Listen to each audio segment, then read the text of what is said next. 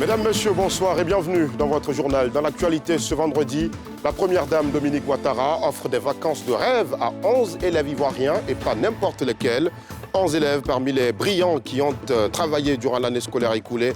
Ils s'envolent ce soir pour le centre méditerranéen français à Cap d'Aille. Des vacances de rêve organisées par Children of Africa en partenariat avec l'organisation Cité Club Universitaire.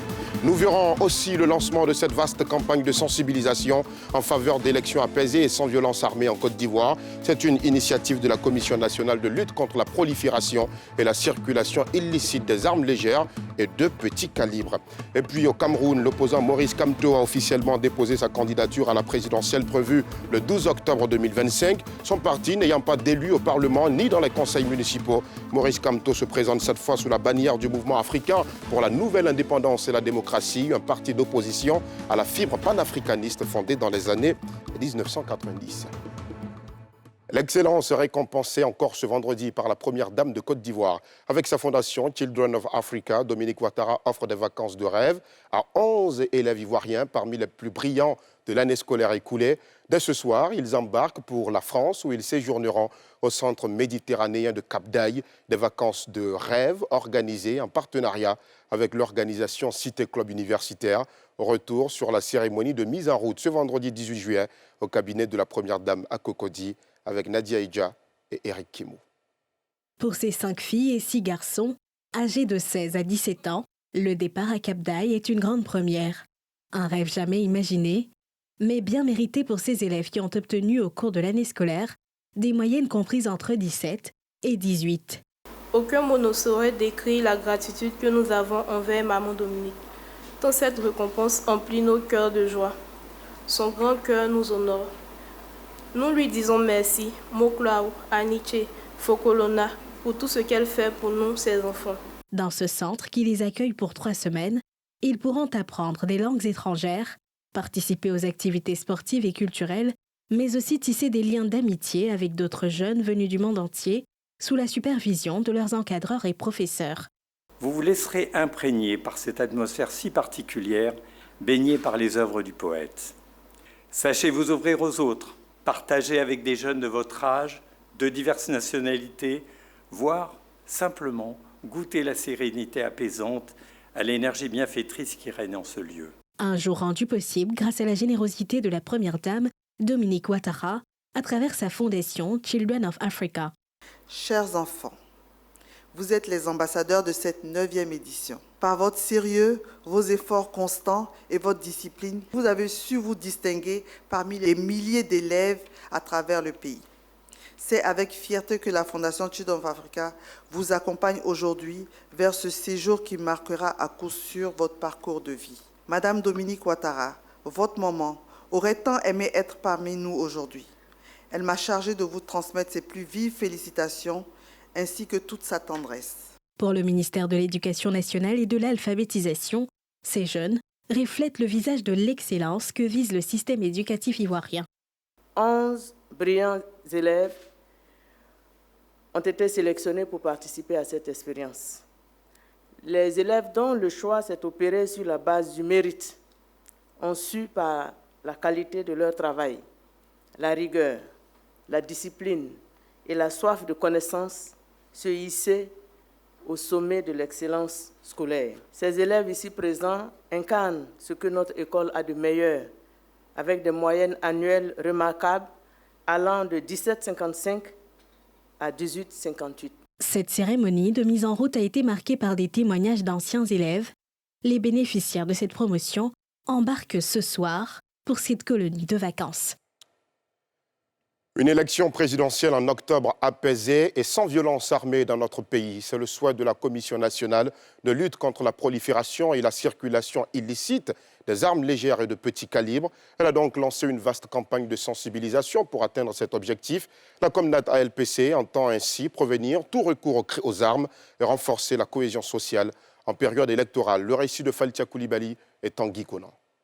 À la salle des banquets du ministère des Affaires étrangères, de l'intégration africaine et des Ivoiriens de l'extérieur, guides religieux, chefs traditionnels, diplomates et acteurs de la société civile se sont mobilisés autour d'un même idéal, des élections apaisées en Côte d'Ivoire au lancement officiel de la campagne de sensibilisation initiée par la Comnat ALPC en vue de prévenir la violence armée durant les prochaines échéances électorales.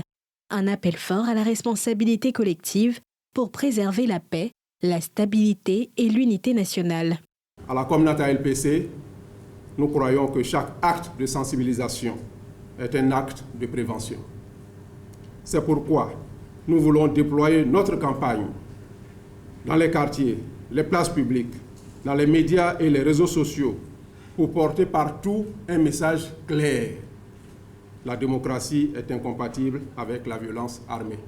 En tant que jeunes, nous sommes heureux donc d'assister à cette campagne qui vient appeler tous les acteurs, société civile, pouvoir, partis politiques, mais également toute personne disposant d'une arme, de déposer les armes et de combattre les uns et les autres par les verbes, par les idées, par les propositions. Le ministre de l'Intérieur et de la Sécurité a lancé un appel solennel à l'ensemble des citoyens pour des élections présidentielles apaisées, sans violence ni haine. Je voudrais lancer un appel national à toutes les forces vives.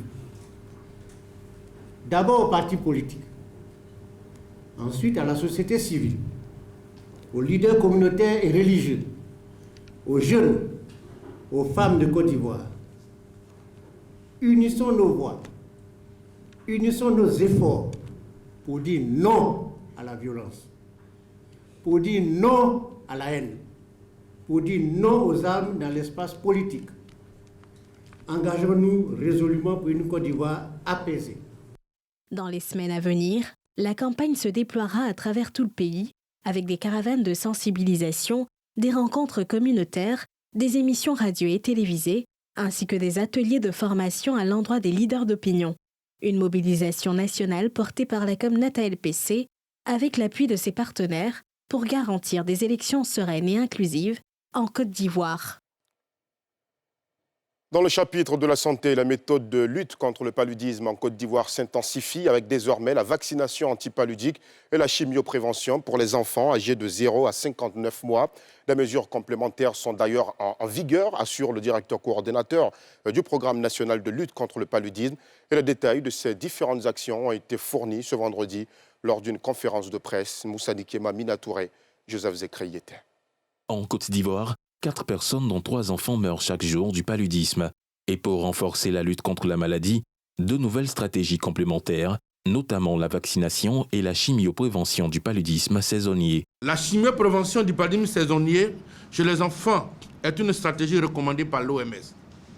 Elle consiste à administrer aux enfants de 3 mois à 59 mois un traitement antipaludique durant la saison des pluies, période de forte transmission du paludisme. Ce traitement est administré aux enfants chaque mois pendant 4 mois. Seulement 32 districts sont éligibles en Côte d'Ivoire. Et ces 32 districts-là sont situés dans le nord de notre pays. La seconde intervention que nous souhaitons mettre en lumière aujourd'hui est la vaccination antipaludique.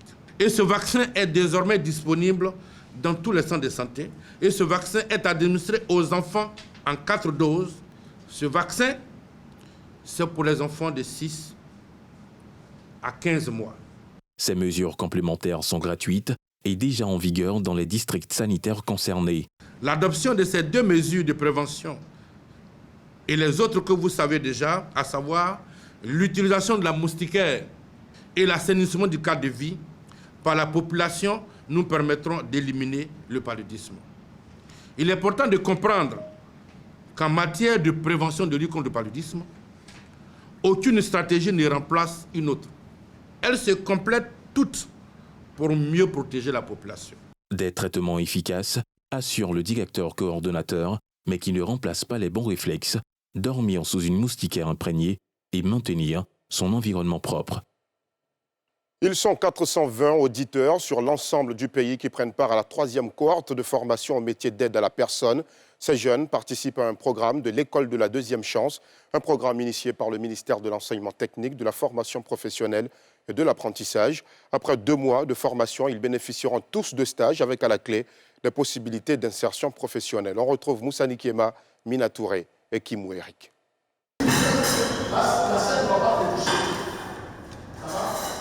Attentifs aux conseils de l'enseignant, ces jeunes apprennent le métier de serveur.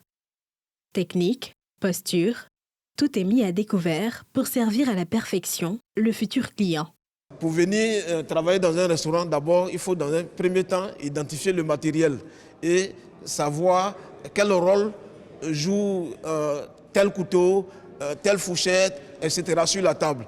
Donc, une fois qu'ils ont pu identifier le matériel, on va passer à la mise en place. Donc, il faut apprêter la table avant que les clients n'arrivent. Dans une autre salle, nous retrouvons d'autres apprenants, cette fois autour du fourneau. Dans une ambiance conviviale, ils prennent des cours de cuisine. Moi, je fais déjà la cuisine. Mais quand je suis venue apprendre, arrivé ici, il y a les légumes que je ne connaissais pas les noms. Il y a d'autres aussi même que je n'avais jamais vus. Et ici, ça m'a permis de connaître le nom de ces fruits, les légumes, la différence entre les fruits, les légumes, et puis aussi les différentes saveurs en cuisine. Il y en a tellement, et c'est ici que j'ai appris beaucoup de choses. Ces auditeurs font partie de la 3e cohorte d'apprenants dans les métiers d'aide à la personne, initiés par le ministère de l'Enseignement technique et de la formation professionnelle, dans le cadre de l'école de la 2e chance. À Abidjan, les cours sont dispensés au lycée professionnel Mohamed VI de Yopougon et au lycée professionnel hôtelier de Cocody. Nous avons appris à faire une table, nous avons appris des comportements responsables dans le métier, nous avons appris aussi comment faire le service. J'ambitionne toutefois continuer, perfectionner dans le métier de serveur et un jour, pourquoi pas créer ma chaîne d'hôtellerie pour que je puisse aussi employer des personnes. Ces jeunes sont formés au métier de serveur, réceptionniste, gouvernant, cuisinier et agent de nettoyage. Le métier tel que le métier de cuisinier, de réceptionniste, de serveur, quoi qu'il en soit, il y a toujours de la place pour ces métiers dans le monde du travail. Ceux qui ont été formés à la première cohorte, à la 2e cohorte, ont pu s'insérer. C'est pourquoi l'engouement est de mise. Donc ce projet vraiment est un projet très porteur pour la jeunesse. En partenariat avec le cabinet Formation Insertion, le métier, ils seront accompagnés pour des stages et des insertions professionnelles. Après la formation théorique, nous avons déjà des contrats de stage avec les entreprises qui nous accompagnent, des contrats déjà signés et qui sont prêts à accueillir ces différents apprenants-là à la fin de leur formation théorique. Donc 1 mois de formation théorique dans les lycées professionnels avec des formateurs qualifiés, suivi d'1 mois aussi de formation pratique auprès des différentes entreprises, avec bien sûr l'espoir qu'on les retienne à la fin de leur formation. L'avantage pour tous ces jeunes, c'est qu'ils bénéficieront à la fin de toute cette formation-là d'un CQP, un certificat de qualification professionnelle qui leur permettra, en dehors même de nous-mêmes, de pouvoir, soit de manière nationale et internationale, de pouvoir avoir de l'emploi, eux-mêmes de pouvoir postuler à des offres quand ils ont bénéficié de cette formation-là. À l'approche des épreuves pratiques, les 420 apprenants affichent une détermination claire, acquérir un savoir-faire professionnel et intégrer rapidement le marché du travail dans les métiers d'aide à la personne. Dans le chapitre de la sécurité, le 8e cours d'état-major de gendarmerie a pris fin. 20 auditeurs venus de 7 pays du continent ont reçu ce vendredi leur parchemin après 6 bons mois de formation. Le général de corps d'armée, commandant supérieur de la gendarmerie de Côte d'Ivoire, Alexandre Apalo-Touré, a exhorté tous ses auditeurs non seulement à la rigueur, mais aussi à la lutte contre la corruption et à la loyauté envers leur patrie. Salif Yalekoué, Fulgence Kissiedou. École de gendarmerie ce vendredi. Au terme de 6 mois de formation, les auditeurs du 8e cours d'état-major de gendarmerie ont officiellement clôturé leur formation. Une cérémonie qui s'est tenue en présence du patron de la gendarmerie nationale, qui a à cette occasion invité ses auditeurs au professionnalisme, à la rigueur, à être des modèles dans leurs différents pays. Nous, des gendarmes, nous devrions être des gendarmes fidèles, qui travaillent pour que la République ait cette faculté de puissance, de stabilité, de grandeur, d'union. Nous devons travailler pour ça. Si nous sommes fidèles, si nous sommes solidaires, nos républiques demeureront stable. Fidélité vis-à-vis de la population. Lorsque nous sommes corrompus, nous ne sommes pas fidèles.